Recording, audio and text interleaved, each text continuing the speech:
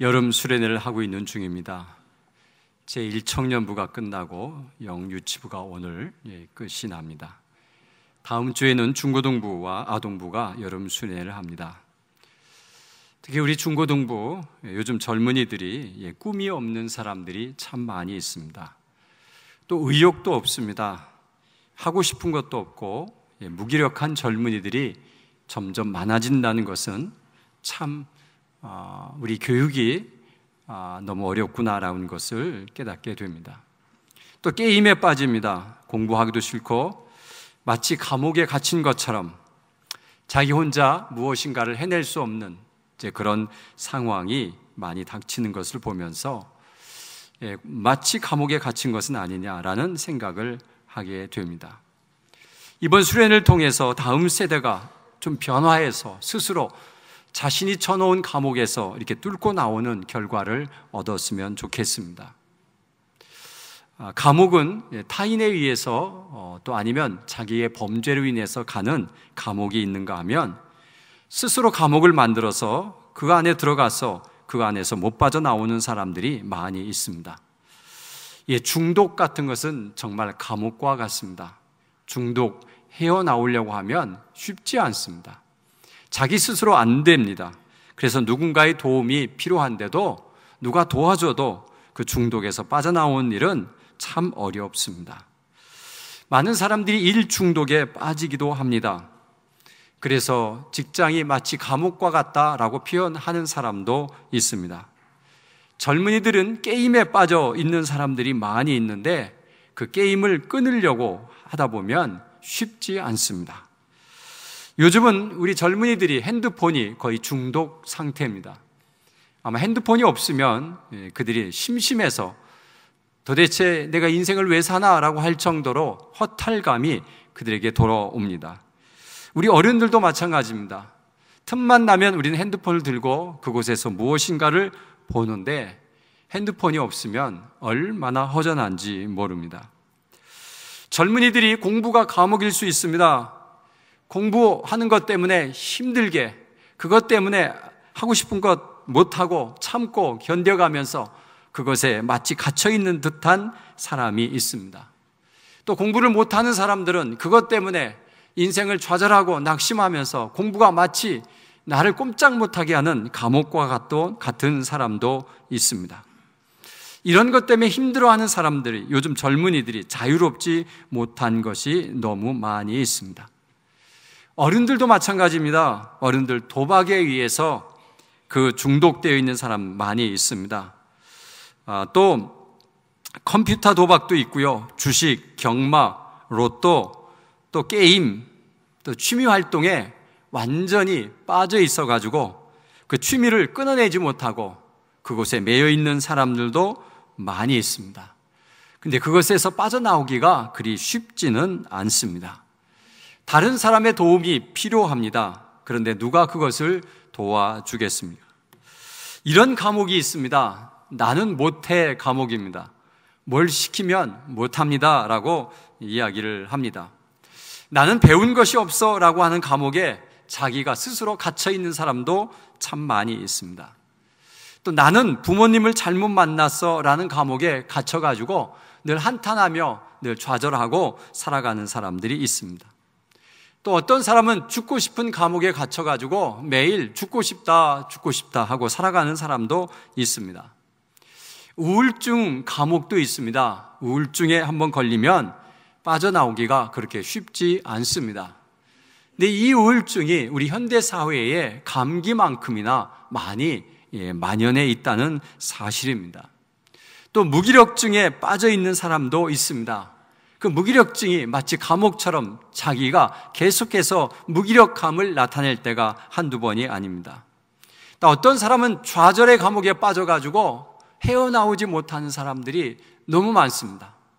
그래서 무엇인가를 해볼 의욕도 없고 무기력증에 빠져버리고 그래서 그 한 번 좌절된 그 좌절을 뚫고 나오는 것이 얼마나 힘이 든지 모릅니다. 자, 이런 감옥들은 전부 스스로 만든 감옥입니다. 내가 스스로 만들어서 내가 스스로 갇혀 있지만 내 힘으로 그것을 벗어난다는 것이 얼마나 어려운가라는 것을 많은 사람들은 이야기하고 있습니다. 자, 오늘 본문에는 감옥에 갇혔던 베드로가 감옥에서 탈출하는 그런 이야기입니다. 그래서 오늘 본문을 통해서 우리의 감옥에서 어떻게 탈출할 수 있을까라는 것을 하나님으로부터 우리가 배워보는 그런 시간을 가졌으면 좋겠습니다. 첫 번째로 베드로가 스스로 나올 수 없는 감옥에 갇히고 말았습니다. 베드로는 다른 사람에 의해서 갇히고 말았습니다. 자기가 들어간 것이 아닙니다. 그런데 나올 수 없는 아주 철저한 감옥이었습니다. 그 시대 헤롯이 인기를 끌고자 야고보를 죽입니다. 야고보는 이 제자들의 가장 리더격입니다. 베드로가 헤롯이 야고보를 죽이고 났더니 유대인들이 너무 기뻐하는 겁니다. 그리고 헤롯을 막 죽이는 거예요. 막 엄지손가락을 올리면서 최고라고 하는 것처럼 헤롯을 올려주니까 유대인들에게 또 인기를 끌고 싶어가지고 베드로를 잡아들입니다. 잡고 또 죽이려고 했는데 보니까 무교절이라고 하는 절기가 들어있습니다. 그리고 무교절 끝에는 유월절이라고 하는 유대인의 가장 큰 명절이 그곳에 무교절 안에 들어있습니다. 이 명절에 사람을 죽이거나 이런 무슨 행사를 하는 것을 유대인들은 너무 싫어합니다. 그래서 유대인의 베드로를 죽이면 오히려 역효과가 납니다. 그러니까 헤롯이 베드로를 죽이지는 못하고 그를 감옥에 가둬놓습니다. 감옥에 가둬놓는데도 철저하게 가둡니다. 왜냐하면 4명씩 4패에게 맡기는데 16명이 1명을 감옥에 집어넣고 교대로 지킵니다. 자, 지키는 것도 어떻게 지키느냐 하면 그냥 가만히 혼자 감옥에 넣어놓는 것이 아니라 군인 2사람을 세워서 그 사람 옆에서 팔목에다 쇠고랑을 채워가지고 사람 3명이 들어앉아 있는 겁니다. 감옥에. 이 군인들은 무슨 잘못이 있는지 이 베드로를 꼭 도망가지 못하도록 그렇게 하는 거죠. 잠잘 때 도망갈까봐 다 묶어놓은 것입니다. 그래서 도망가려면 이 2 군인을 데리고 가야만이 도망갈 수가 있습니다. 그러니 얼마나 철저하게 지키고 얼마나 어려운가를 나타내주고 있습니다. 헤롯이 나가라고 하기 전까지는 그 누구도 이 감옥에서 꺼낼 사람이 없습니다. 베드로 자신은 더 어렵고요. 자, 철저하게 이 지키는 이 상황 속에서 놀라운 일이 일어납니다. 기적과 같은 일이 일어납니다. 자, 그 기적과 같은 일이 일어나는 그 뒤에 배경에는 무엇이 있느냐면 교회가 합심하여 기도합니다. 두 번째가 교회가 합심하여 기도합니다. 여러분, 이런 상황 속에서는 사람이 어떻게 빼내올 수 없는 상황 속에서는 하나님만이 할 수 있다라는 것을 알고 베드로를 아는 수많은 사람들이 교회가 합심하여 간절히 기도했다라고 오늘 기록되어 있습니다. 5절에. 그리고 베드로가 나가서 마가의 집에 가봤더니 거기서도 계속해서 기도하고 있었다라고 하는 같은 사람들이었을 것입니다. 기도를 통해서 아주 놀라운 기적을 체험하게 됩니다. 결국 베드로가 나오게 된 것은 이 교회가 합심하여 기도해서 하나님이 천사를 보내서 그 천사의 능력으로 나오게 된 것은 기도의 힘이었습니다. 그래서 기도는 우리에게 너무나도 중요합니다. 기도할 때 기적이 일어난다는 것을 믿으십니까? 그런 것을 체험해 보셨습니까? 기도했더니 하나님이 응답하신다는 그 응답을 들어보신 적이 있으십니까? 그래서 기도는 너무나도 놀라운 능력을 행하는 원동력입니다. 그래서 기도를 여러분 부탁해야 됩니다. 누구에게 부탁하나요? 교회에게 부탁해야 됩니다. 교회에게 부탁하면서 내가 이런 일이 있습니다. 저를 위해서 기도해 주십시오라고 부탁해야 됩니다. 그리고 구역에게 부탁해야 됩니다. 내가 이런 것 때문에 힘들어합니다. 구역 식구님 나를 위해서 좀 기도해 주세요라고 부탁해야 됩니다. 부서는 부서대로 또 팀사역은 팀사역대로 우리가 만나는 모든 사람들에게 나의 기도를 부탁하는 것은 아주 중요한 일입니다. 그런데 많은 사람들이 기도를 부탁하지 않습니다. 부탁하지 않는 것은 교만일 수 있습니다. 왜요? 하나님이 간절함이 없다는 이야기일 수가 있습니다. 그래서 기도를 부탁하는 것은 겸손함이며 하나님이 도우셔야만 된다고 하는 겸손함이 우리가 나타내는 것입니다. 그래서 그 일이 알려짐으로 인해서 창피하고 자존심 상하지만 그래도 이 일이 너무나도 급박한 일이기 때문에 우리가 기도를 부탁하는 것이 우리가 성도가 해야 할 소중한 일입니다. 여러분, 여러분의 모든 아픔과 괴로움과 슬픔, 이 모든 것들을 주변과 나누면서 기도를 부탁하시기를 간절히 바랍니다. 세 번째는 베드로의 평안함으로 잠을 자고 있음을 우리가 좀 생각해야 됩니다. 여러분, 야고보가 죽었습니다. 야고보가 죽었으면 베드로가 죽는 것이 당연합니다. 베드로가 잡혔을 때 이런 생각을 했을 것입니다. 아, 이제 죽었구나. 왜요? 사도들의 리더격인 야고보를 가차없이 죽여버렸기 때문에 그렇습니다. 그리고 이제는 감옥에 갇혀보니까 16명이 자기를 에워싸고 지키고 있고 이제 도망갈 방법은 전혀 없습니다. 그런데 이 베드로가 얼마나 잠을 고나게 자느냐 하면 천사가 와서 옆구리를 쳐서 깨울 정도로 잠을 자고 있었습니다. 아마 와서 살짝만 건드려도 벌떡 일어났어야 할 그런 상황입니다. 아마 우리 같으면 잠이 안 왔을 것입니다. 이제 얼마 있으면 죽는 이런 판에 어떻게 잠이 옵니까? 그런데 편안하게 잠을 자고 천사가 한참 깨워야 깨어났고요. 그리고 깨어나서도 잠이 빨리 깨지 않아가지고 비몽사몽간에 천사를 쫓아다녔다라고 되어 있습니다. 베드로가 이렇게 편하게 잠을 잘 수 있는 이유는 무엇일까요? 죽음 직면에 있는 이 베드로가 어떻게 이렇게 잠을 자고 있을까요? 그것은 베드로의 믿음입니다. 베드로는 이 부활하신 예수님을 만났습니다. 그리고 부활하신 예수님을 경험하고 나서 그는 갑자기 신앙이 돌변합니다. 그리고 어디 가서 복음을 전하는데 주저하지 않습니다. 예수는 부활하셨다. 이것을 마음껏 전하는 자가 되었습니다. 왜냐하면 부활을 믿었기 때문에 그렇습니다.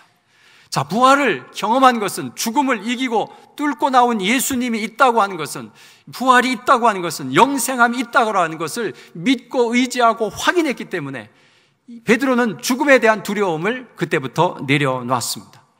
나는 이제 죽으면 천국 간다라는 생각에 죽음을 두려워하지 않는 마음이 되었습니다. 그래서 어떤 상황이 되어도 베드로는 평안함을 유지할 수 있는 믿음이 그에게 있었다는 사실, 그래서 죽음을 직전에 두고도 이렇게 잠을 고나게 잘 수 있는 것은 이 베드로의 믿음입니다. 여러분, 무엇 때문에 근심하십니까? 무엇 때문에 걱정하십니까? 그것 때문에 밤잠을 이루지 못하는 이유는 무엇입니까? 무엇 때문에 그렇게 잠을 못 자는지 여러분 스스로 생각해 보시고, 내가 왜 잠을 자지 못할 정도로 불안과 초조함에 있는가라는 생각을 가지시고 여러분 기도를 통해서 그것을 물리쳐낼 수 있는 그런 멋진 신앙이 돼야 됩니다. 근심과 걱정이, 예수를 믿으면서도 근심과 걱정이 너무 많다고 하는 것은 아직도 믿음이 약하기 때문에 그렇습니다. 하나님 앞에 기도하면 들어주시겠다라고 약속했는데 그 약속을 믿지 못해서 그 근심과 걱정을 나홀로 지고 그렇게 십자가 지는 것처럼 무거운 짐을 지고 잠도 못 자면서 살아간다고 하는 것은 우리가 예수 믿는 사람으로서 아직도 부족한 믿음 때문에 그렇다고 하는 것을 생각하며, 부활하신 주님, 기도하면 들어주시겠다고 약속하신 그 주님을 믿고 의지하며 여러분의 삶 속에서 평안을 누려가시기를 간절히 바랍니다. 두려움을 모두 떨쳐버리는 그런 굳센 믿음이 여러분에게 반석과 같이 세워지기를 간절히 바랍니다. 네 번째는 천사의 도움으로 감옥에서 탈출합니다. 천사가 왔습니다. 여러분, 천사는 제가 알기로는 두 종류입니다. 한 종류는 하나님이 보내신 천사입니다. 또 한 천사는 하나님이 사람을 통해서 천사의 역할을 감당하게 해주십니다. 그래서 내 주변에 천사들이 있는데 우리가 천사들을 잘 몰라요. 급박한 상황 속에서는 하나님께서 천사를 보내시기도 합니다. 그러나 하나님은 우리를 통해서 천사의 역할을 하도록 만들 때가 참으로 많이 있습니다. 그래서 여러분의 천사가 부모일 수 있습니다. 여러분의 천사가 친구일 수도 있습니다. 그리고 나를 위해서 간절히 기도해주는 그 사람이 천사일 수도 있습니다. 그 천사를 발견하면 좋겠죠. 그 천사가 내 주변에 있다고 하는 사실을 믿으시기를 바랍니다. 옆 사람한테 물어보실까요? 혹시 천사 아니세요? 이렇게. 여러분, 내가 말씀을 가지고 정말 힘들고 어려운 사람들을 위로하고 격려해서 그가 마침 감옥에 있던 사람이 뛰쳐나오는 것도 내가 당신 때문에 이제 살만 납니다 라는 사람은 천사입니다. 그 일을 하는 사람들이 천사입니다. 여러분, 우리는 천사의 역할을 해야 합니다. 여러분이 길을 가시다가 아니면 주변에서 삶을 사시다가 정말 불쌍하고 내가 도와야 되겠다라는 마음을 갖게 하는 그 마음이 내게 주어진다면 여러분은 천사의 사명을 받으신 분입니다. 천사가 됐다가도 안 됐다가도 할 수 있습니다. 그러나 내 주변에 천사를 붙여준 하나님께 우리는 감사를 해야 되고 그 천사가 누구인가를 알아차려야 우리는 감사를 표현할 수가 있는 것입니다. 정말 감옥과 같은 삶을 사는 자야 천사가 필요합니다. 자기 혼자 어떻게 할 방법이 없습니다. 중독과 여러 가지에 매여서 어찌할 바를 모르는 자, 그를 어떻게 해서라도 끄잡아낼 수 있는 그런 역할을 감당하는 천사들이 이 주변에 많이 있다고 하는 것을 생각하고 기도하면 그 천사를 보내줄 것입니다. 그 천사를 만나는 날 우리는 새로운 삶을 살 수가 있는 것입니다. 여러분, 우리 인간이 얼마나 감옥과 같은 삶을 사느냐 하면 로마서 8장 2절에 보니까 이는 그리스도 예수 안에 있는 생명의 성령의 법이 죄와 사망의 법에서 너를 해방하였음이라.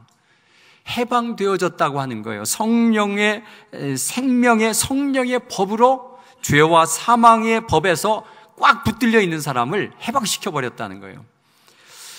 또 누가복음 4장 18절에 보면 주의 성령이 내게 임하셨으니 이는 가난한 자에게 복음을 전하게 하시려고 내게 기름을 부으시고 나를 보내사 포로된 자에게 자유를, 눈먼 자에게 다시 보게 함을 전파하며 눌린 자를 자유롭게 하고 라고 되어 있습니다.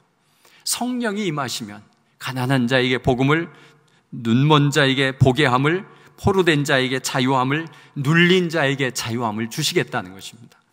그래서 여러분, 우리는 천사의 역할을 할 때 주의 말씀을 가지고 그 사람들을 찾아가서 위로하고 말씀으로 격려할 때 그들이 자유함을 얻게 된다는 사실입니다. 얼마나 놀라운 사실입니까? 또한 요한복음 8장 30절에 보면은 진리가 너희를 자유롭게 하리라, 진리가 너희를 자유케 하리라 라고 말씀하고 있습니다. 여러분, 우리가 진리를 배우고 익히고 내 마음속에 모셔드리면, 곧 말씀을 내 마음속에 모셔드리면 우리는 자유함을 누릴 수가 있습니다. 그 자유함은 얼마나 행복하고 기쁨이 있는 자유함인지 모릅니다. 마치 감옥에서 풀려나와서 자유롭게 세상을 다니는 것처럼 이 세상의 수많은 근심 걱정에 조금 더 변함이 없이 마음의 평안함을 가지고 자유롭게 살아갈 수 있는 그것을 얻는 것이 신앙의 힘입니다. 예수를 믿으면서 자유함을 얻는데 그 자유함을 주는 천사가 내 주변에 있다는 사실을 잊지 않고 여러분, 오늘도 그 천사들과 함께 하는 행복한 삶을 영위하시기를 간절히 바랍니다. 다섯 번째는 사명자는 죽지 않는다는 말씀입니다. 여러분, 야고보는 죽었습니다. 그런데 왜 베드로만 살렸을까? 좀 불공평하지 않을까라는 질문을 할 수밖에 없습니다. 야고보는 무슨 잘못을 했길래 헤롯이 죽여버리고 베드로는 왜 살렸을까라는 그 이유는 저도 모릅니다. 누구만 아십니까? 하나님만 아십니다. 그러나 추측해 볼 수 있습니다. 야고보는 제자들의 리더격이었습니다. 그런데 헤롯이 그를 잡아 죽임으로 인해서 이 사도들이 굉장한 긴장을 갖게 됩니다.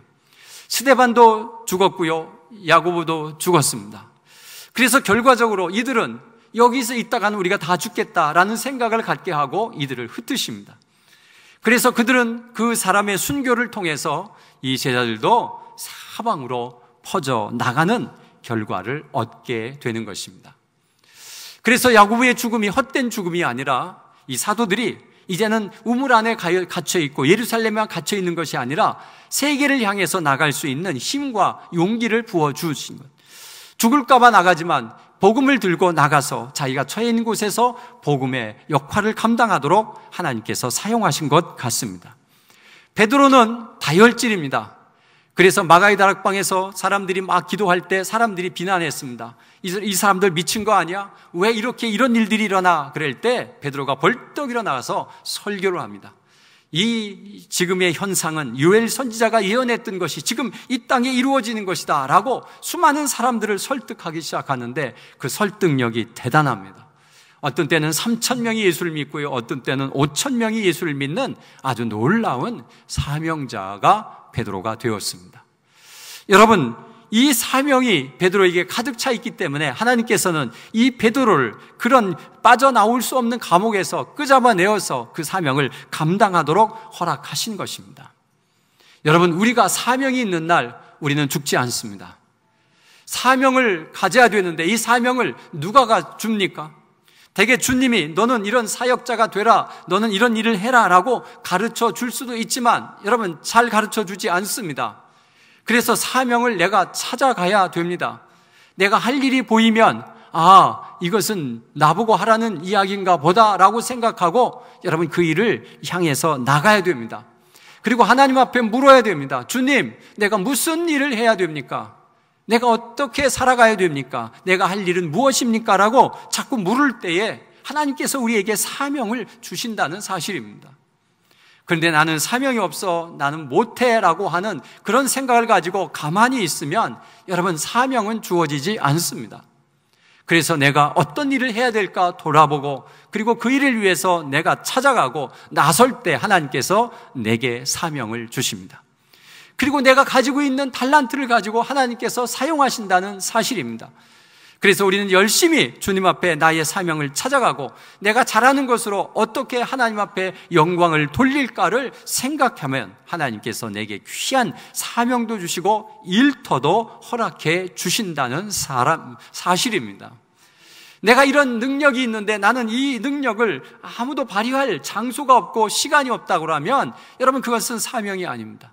그러나 하나님, 내가 이런 능력이 있습니다. 내가 이런 것을 잘합니다. 내가 이것을 통해서 하나님 앞에 영광을 돌리고 싶습니다 라고 기도하면 하나님께서 그 모든 환경을 만들어 주실 줄로 믿습니다. 그때 그곳에 가서 그 사명을 가지고 나아갈 때 가장 행복한 삶을 살 수가 있습니다. 사랑하는 성도 여러분, 자신이 인생의 감옥에 있다고 생각하는 사람들 계십니까? 나는 사는 게 감옥이다 라고 생각하지는 않으십니까? 직장이 감옥이다, 사업이 감옥이다, 부모가 감옥이다, 가족 감옥이라고 생각하는 사람들 혹시 있지 않습니까? 젊은이들은 공부가 감옥이다, 취업이 감옥이다, 성공이 감옥이다라고 생각하지는 않습니까? 여러 가지 중독과 무기력증과 우울증과 좌절, 이런 감옥에 혹시 갇혀 있지는 않습니까? 이것을 해결하는 방법은 기도밖에는 없습니다. 기도할 때 나에게 천사가 보내지고 또 천사를 만나게 되므로 하나님께서 주시는 놀라운 은혜를 경험하면서 그 감옥에서 우리는 빠져나올 수 있습니다. 혼자라 생각하지 마시고 기도의 제목들을 여러분 교회에게 이야기하시고 구역 식구들에게 이야기하시고 내가 아는 모든 신앙의 사람들에게 다 이야기하면서 나를 위해서 기도해 주기를 원한다라고 고백하는 그런 신앙이 되시기를 간절히 바랍니다.